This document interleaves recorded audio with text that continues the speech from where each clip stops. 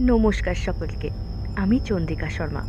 আমার এই চ্যানেল গল্পই গল্পতে আপনাদের সকলকে স্বাগত জানাই। আজকের গল্প আপ ছায়ার বাসিন্দারা, সুচিত্রা ভট্টাচার্যের লেখা আপ ছায়ার বাসিন্দারা। একটি গা ছমছমে ভূতের গল্প আজ আমি আপনাদেরকে শোনাবো। গল্পটি ভালো লাগলে অবশ্যই লাইক এবং সাবস্ক্রাইব করতে ভুলবেন না, আর নিজেদের ফিডব্যাক অবশ্যই কমেন্ট বক্সে জানাবেন।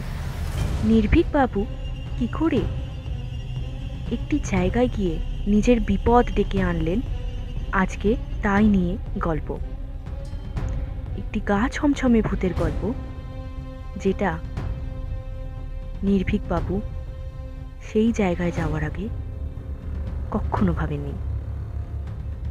ওই জন্যই হয়তো বলে যে আত্মবিশ্বাস ভালো, কিন্তু অতিরিক্ত আত্মবিশ্বাস কখনোই ভালো না। চলুন এবার গল্পটি শুরু করা যাক। আবছায়ার বাসিন্দারা, সুচিত্রা ভট্টাচার্যের লেখা। গল্প পাঠে আমি চন্দ্রিকা। নির্ভীক বাবুকে মরা গাছতলায় নামিয়ে দিয়ে চলে গেল সেজ বাস। ব্যাকলাইটের লাল চোখ চোরা দূরে মিলিয়ে যেতেই গা ছমছম করে উঠল নির্ভীক বাবুর। চারিদিক ঘুরঘুরতি অন্ধকার, বাড়ি ঘর দোকানপাট কিছুই তো চোখে পড়ে না।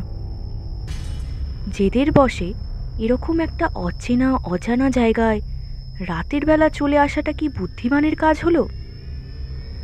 ভূতকে তিনি পরোয়া করেন না, ভূতে তার মোটেই বিশ্বাস নেই, কিন্তু চোর ছ্যাচরদের তো মানেন। এখন তাদের কারু পাল্লায় পড়ে এই বিভুঁইয়ে নির্ভীকবাবুকে না নাকাল হতে হয়। পরশুদিনই অফিসের জায়গাটার সুলুক পেয়েছেন নির্ভীক সিংহ। বর্ধমানের জগদীশবাবু বলছিলেন, বর্ধমান থেকে গুসকরা যাওয়ার পথে এমন একটা ডাকবাংলো আছে যেখানে রাত্রিবাস করলে ভূতের সাথে মোলাকাত নাকি হবেই হবে। এই মরা গাছতলা থেকে বাংলোটির দূরত্ব নাকি মাত্র মাইল 2-1। পাশেই একটা নদীও আছে, বাঁকা নদী। একসময় সরকারি সাহেবরা বাংলোটিতে গিয়ে উঠতেন হরদম। ইদানিং ভূতের ভয়ে তারা কেউই নাকি আরও পথ মারান না। শুনেই জগদীশের সঙ্গে নির্ভীকের জোর তর্ক। নয় করে আজ পর্যন্ত 99খানা ভূতের বাড়িতে নির্ভীকবাবুর রাত কাটানো হয়ে গেছে, কোথাও তেনাদের দর্শন মেলেনি। জগদীশবাবুর গুলগাপ্পি তিনি মানবেন কেন? তর্কাতর্কি থেকে বাজি ধরাধরি। ওই বাংলোতে এক রাত্রি থাকতে পারলে কর করে 1000 টাকা। এমন একটা চ্যালেঞ্জ নির্ভীকবাবু ছাড়বেনই বা কি করে? তা চোর ডাকাতের খপ্পরে না পড়লে নির্ভীকবাবু এ যাত্রা বাজি জিতবেন। কবজি উল্টে নির্ভীকবাবু ঘড়ি দেখলেন, 9:50। কাঁধ থেকে কিডস ব্যাগখানা নামিয়ে টর্চ বার করলেন। অন্ধকারে চোখ মোটামুটি সয়ে এসেছে, তবু টর্চ জেলে হাত ঘোরালেন এদিক ওদিক। না, একেবারে পাণ্ডব বর্জিত স্থান নয়, দোকান আছে 2-4টে, তবে সবটারই ঝাঁপ বন্ধ। একটা লোকও দাঁড়িয়ে আছে না ওপরে। নির্ভীকবাবু গলা উঠালেন, এই যে শুনছেন? লোকটা একটু এগিয়ে এলো। আমায় বলছেন? আর তো কাউকে দেখছি না। এখানকার সরকারি ডাকবাংলোটায় কোন দিক দিয়ে যাব বলতে পারেন? আবছায়ার বাংলো মানে? লোকটা আর একটু সামনে এলো। বাংলোটা যেখানে আছে সেই জায়গাটার নামই তো আবছায়া। বাহ, বেড়ে নাম তো। স্থানীয় লোকেদের দিব্যি রসবোধ আছে। ভূতেরা আবছায়াতেই ডেরা বাঁধে বটে, আবছায়াতেই চোখ ভুলভাল দেখে কি না।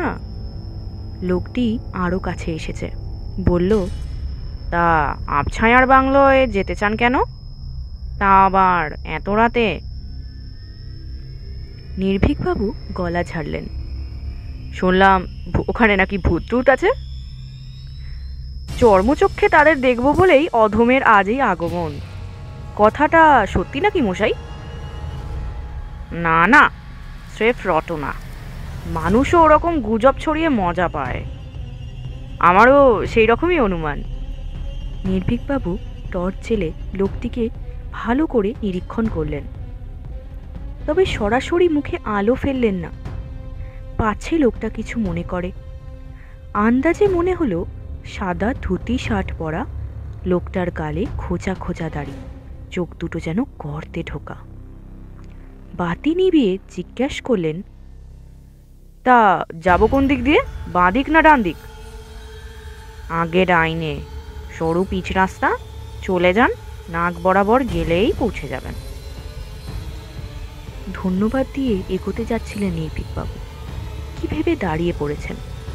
চোখ পিটপিট করে বললেন, যদি কিছু মনে না করেন একটা কথা জিজ্ঞাসা করব? করুন। আপনার কি খুব সর্দি হয়েছে? না তো। তাহলে স্বরটা এমন ন্যাজাল কেন? আগে আমার স্বর তো এরকমই।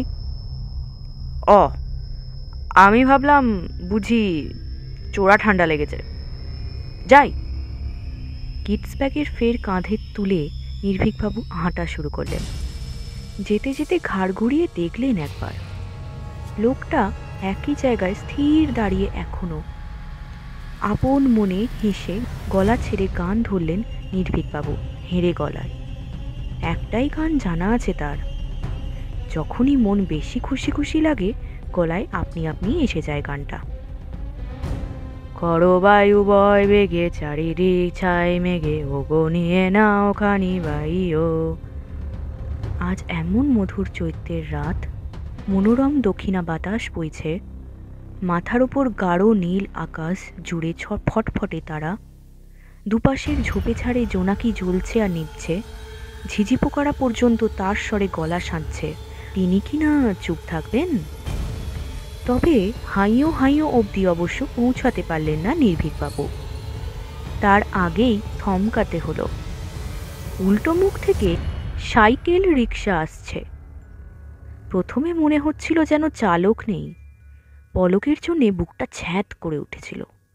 ক্ষণপ্রণে ভ্রম ভাঙল।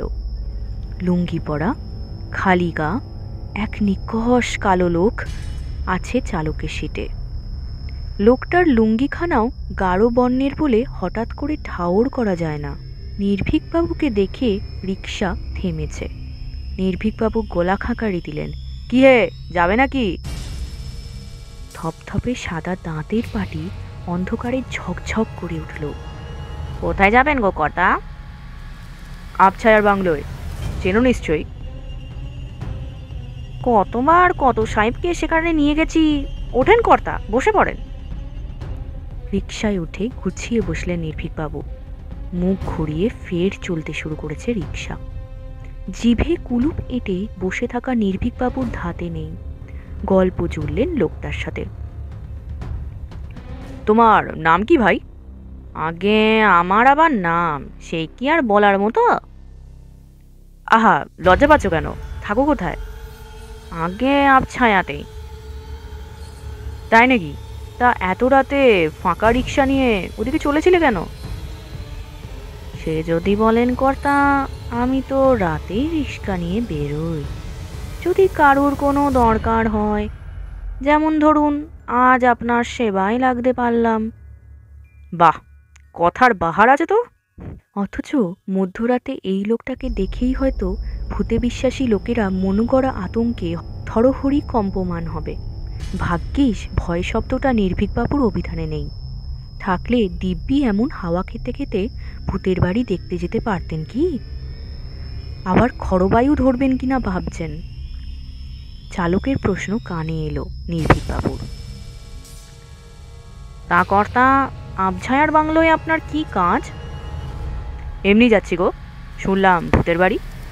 মিছে কথা, দুর্জনেরা এরকম বদনাম করে। এবার গলাটা যেন কেমন কেমন লাগলো নির্ভীকবাবু। জিজ্ঞেস করলেন, তোমার কি নাকে কোনো সমস্যা আছে? না তো। কেন কর্তা? তোমার স্বর যেন কেমন খোনা খোনা শোনাচ্ছে। আগে সে তো কর্তা অনেক দিনই সেই বাঁকা নদীতে যেবার বান ডাকলো। এই বানের সঙ্গে গলার সম্পর্ক কি? নদীতে বন্যা হলে মানুষের কণ্ঠস্বর বদলে যায় নাকি? কিসের থেকে কি হয়ে যায় তা কি কেউ বলতে পারে কর্তা? কথা বলতে বলতেই সাঁই সাঁই রিস্কা চালাচ্ছেন লোকটা। দুধারের বাঁশবাগান, পানাডোবা, ঝোপঝাড় টপকে হুশ করে পৌঁছে গেল এক লোহার ফটকের সামনে। প্যাডলিং থামিয়ে বলল, এসে গেছে গো কর্তা। রিকশা থেকে নেমে পকেট থেকে মানিব্যাগ বের করলেন নির্ভীকবাবু। কত দেবো? ছি ছি, কি যে বলেন! লোকটা জোরে জোরে মাথা নাড়ল। আপনি আবছায়ার অতিথি, আপনার কাছ থেকে টাকা নেবো? এ আবার কোন দেশি কথা? ভাড়া না নিলে তোমার পেট চলবে কি করে? তেনার কেপায় পেটের চিন্তা আমার নেই কর্তা। আপনার উপকারে লাগতে পারলুম, এতেই আমি ধন্য। বলেই রিস্কা নিয়ে চলে যাচ্ছে লোকটা। নির্ভীকবাবু তো হাঁ। অন্যের উপকার করার জন্য রাত দুপুরে রিস্কা নিয়ে ঘুরে বেড়ায় এমন লোক এখনো আছে দুনিয়ায়? হুম, ভূত নয়, আবছায়া দেবদূতের আখড়া। ফটক পেরিয়ে দুপা যেতেই বাংলো। আধো অন্ধকারে স্পষ্ট দেখা যাচ্ছে না বটে, তবে দিব্যি বোঝা যায় কটেজ প্যাটার্নের বাড়ি, সাহেবি আমলের। রক্ষণাবেক্ষণের অভাবে যথেষ্ট ভাঙাচোরা। আলো টালো চোখে পড়ছে না। অবশ্য আলো তো না জ্বলবারই কথা, এখানে তো থাকে না কেউ। নির্ভীকবাবু তাতে কিচ্ছু যায় আসে না। ব্যাগ থেকে চাদরখানা বার করে মশা তাড়ানোর ক্রিম গায়ে মেখে শুয়ে পড়বেন বাংলোর বারান্দায়, ব্যাস। খাবার দাবারেরও ভাবনা নেই। হাফ পাউন্ড পাউরুটি আছে সঙ্গে, আর হাফ ডজন ডিম সেদ্ধ। বর্ধমান স্টেশন থেকে কলাও নিয়ে নিয়েছেন 1 ডজন, বোতল ভর্তি জলও। একটা রাত কাটিয়ে দিতে আর কি চাই? টর্চ জ্বালিয়ে বারান্দার চারপাশটা একবার দেখে নিয়ে নির্ভীকবাবু সবেই বারান্দায় গুছিয়ে বসছেন, অমনি একটা ঘরের দরজা খুলে গেল। বেরিয়ে এসেছে টিমটিমে লণ্ঠন হাতে এক মূর্তি। লোকটা বিনয়ে গদগদ। কোত্থেকে আসা হচ্ছে স্যার? কলকাতা। বাংলোয় একটা মানুষ দেখতে পেয়ে নির্ভীকবাবু ভারী খুশি। আর কিছু না হোক, কথা বলার সঙ্গীত জুটল। হাসি হাসি মুখে নির্ভীকবাবু প্রশ্ন করলেন, তুমি কে, বাংলোর চৌকিদার? হ্যাঁ স্যার। তা আপনি বাইরে কেন? আসুন, রুম খুলে দিচ্ছি, বিশ্রাম করুন। আমার কিন্তু বুকিং টুকিং নেই।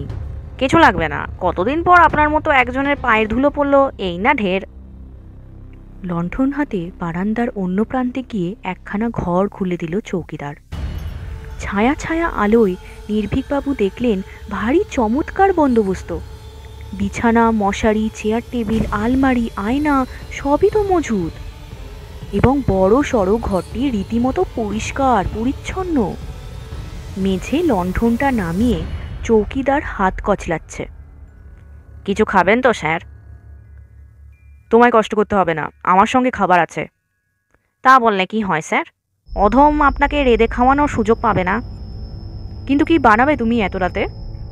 যা বলবেন। ভাত, রুটি, সঙ্গে মুরগি মটন আছে, মাছ, ডিম পছন্দ করলে ডিমের ডালনা। মাঝরাত্রিরে তুমি পাবে কোথায় ওসব? ঠিক জুটে যাবে স্যার। আমি আবছায়ার চৌকিদার, কি না পারি। নির্ভীকবাবু তবু যেন প্রত্যয় হলো না। চোখ কুঁচকে বললেন, এখন পাঁঠার মাংস রেঁধে খাওয়াতে পারবে? একবার হুকুম করে দেখুন না স্যার। চড়াও তাহলে, বেশ কষা কষা করে বানাও। ভূত বাংলোয় একটা ভুঁড়ি বোঝের অভিজ্ঞতা হোক। চৌকিদার আহত সুরে বললেন, আপনিও ভূত বাংলো বলছেন স্যার? সেরকমই তো শুনেছি। ভূতের উপদ্রবে নাকি এখানে কেউ আসেই না। ছি ছি ছি, কি অন্যায় অপবাদ। নিজেই পরখ করে দেখুন আপনার সেবা যত্নের কোনো ত্রুটি হয় কিনা। প্রথম থেকেই চৌকিদারের গলার স্বরটাও কানে খচখচ বাজছিল নির্ভীকবাবুর। প্রশ্নটা করব না করেও জিজ্ঞেস করেই ফেললেন। হ্যাঁ হ্যাঁ, তোমার ভোকাল কর্ডে কোনো সমস্যা আছে নাকি? আই মিন ষড়যন্ত্রে। কেন স্যার? কেমন যেন নাকি নাকি শোনাচ্ছে। আজ্ঞে স্যার, ম্যালেরিয়ায় ভুগে ভুগে এই হাল। ও, তা এখন শরীর ঠিকঠাক তো? হ্যাঁ স্যার, এখন আর অসুখ বিসুখ কিছুই নেই, ফার্স্ট ক্লাস আছি। চৌকিদার লণ্ঠনটা তুলে নিয়ে চলে যাচ্ছিল। দরজায় গিয়ে ঘুরে দাঁড়ালো। অন্ধকারে একা ঘরে বসে থাকবেন কেন স্যার? বরং নদীর ধারে একটু ঘুরে আসুন, আমি ততক্ষণে আপনার খানা রেডি করি। প্রস্তাবটা মন্দ নয়, মধ্যরাতের প্রকৃতি দর্শনও হবে, আবার নদীর হাওয়ায় খিদেটাও চঞ্চনে হয়ে উঠবে বেশ। নির্ভীকবাবু জিজ্ঞেস করলেন, তা নদীটা কতদূর? এই তো বাংলোর পিছনেই, গেট থেকে বেরিয়ে বাঁয়ে 2 মিনিট হাঁটলেই তো ঘাট। হাতে একজোড়া কলা আর টর্চটি নিয়ে বেরিয়ে পড়লেন নির্ভীকবাবু। প্রথম কলাটি শেষ হওয়ার আগেই এসে গেছে বাঁকা নদীর পাড়। এতক্ষণে আকাশে চাঁদ উঠেছে এক ফালি। মিহি জ্যোৎস্নায় ভারী অপরূপ লাগছে চারদিক। নদী তেমন চওড়া নয়, আবার একদম সরুও নয়। ওপারে গাছপালার কালচে আভাস, চাঁদের কিরণ মেখে চিকচিক করছে নদীর জল। ঘাটে একটা নৌকা বাঁধা, মাঝিও আছে। গলুয়ে বসা মাঝির শরীরটাকেই কেমন অলিক অলিক লাগে, নিসর্গেরই অংশ যেন।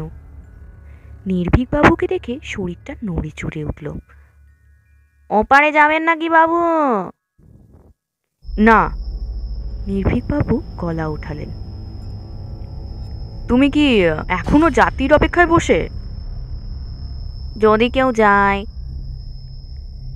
আপনি চাইলে খানিকক্ষণ নৌকা ভ্রমণও করতে পারেন। কত নেবে? পয়সার কথা পড়ে, আসুন তো, দেখবেন চাঁদের আলোয় ফুরফুরে হাওয়ায় প্রাণ জুড়িয়ে যাবে আপনার। সামান্য দনুমনু করে নির্ভীকবাবু নামলেন ঘাটে সিঁড়ি বেয়ে, চড়েছেন নৌকায়। দুলতে দুলতে নৌকা চলল মাঝ নদীতে। দাঁড় টানতে টানতে মাঝি বলল, রাতটা তাহলে আজ আবছায়াতেই থাকছেন? মাঝিরও স্বরটা যেন কেমন কেমন, বড্ড বেশি অনুনাসিক।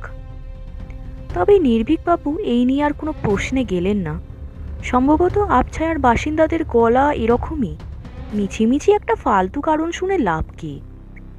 দ্বিতীয় কলাটিতে কামড় দিয়ে নির্ভীকবাবু মৃদু হাসলেন। মাঝি আবার বললেন, রাতটা থাকুন, বেশ লাগবে। তাই তো মনে হচ্ছে। অথচ সকলে বলে এখানে নাকি ভূতের উৎপাতে একদণ্ড তিষ্ঠনও যায় না। কি অন্যায্য কথা। মাঝি ঘাড় দোলাচ্ছে। আপনি বলুন, সেই যে বাস রাস্তা থেকে এলেন, কোথাও এতটুকু অসুবিধা হয়েছে? কারুর কাছে খারাপ ব্যবহার পেয়েছেন?